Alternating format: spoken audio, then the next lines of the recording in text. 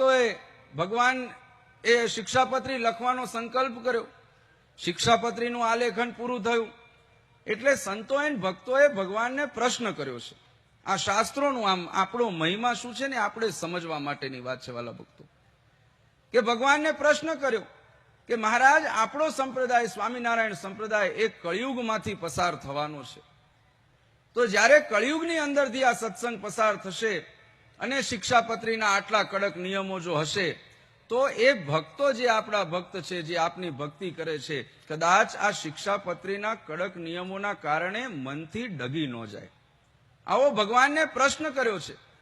ત્યારે ભગવાન સ્વામિનારાયણે ખૂબ સુંદર એનો ઉત્તર કર્યો છે વાલા ભક્તો, કે જેમ કોઈ મહારથી હોય, કોઈ મોટો યોદ્ધા હોય, એ જેમ રણભૂમિની અંદર યુદ્ધ કરવા ઉતરે છે, રણભૂમિની અંદર યુદ્ધ કરવા જાય છે, ત્યારે એ બખ્તર ધારણ કરે છે. એ પોતાના શરીર ઉપર બખ્તર ધારણ કરે છે. એ બખ્તરનો ઉપયોગ શું? તો એ બખ્તરનો ઉપયોગ એટલો હોય કે જ્યારે રણ મેદાનની અંદર, એ યુદ્ધ ભૂમિની અંદર યુદ્ધ કરતો હોય, સામે ગમે તેવો મોટો યોદ્ધા આવે, એનો કદાચ ગમે તેવો ઝેરી ઘા વાગે, ગમે તેવો સશક્ત ઘા આવે, એ ઘાને પોતાના શરીર ઉપર ઝીલી એ રણભૂમિની અંદર પોતાની જાતને ટકાવી શકે અને પોતાના વિજયને એ સાર્થક કરી શકે.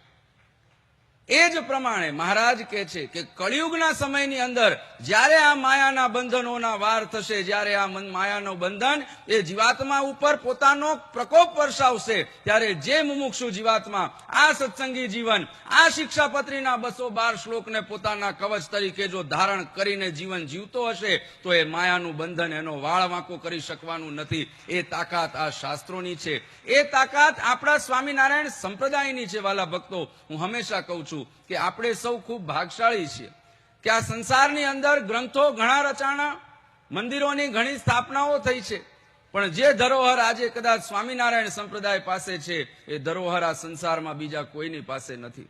શાસ્ત્રોની અંદર જ્યારે શાસ્ત્રોની રચના કરાણી, એની અંદર ઉપદેશ ભગવાને કર્યા છે.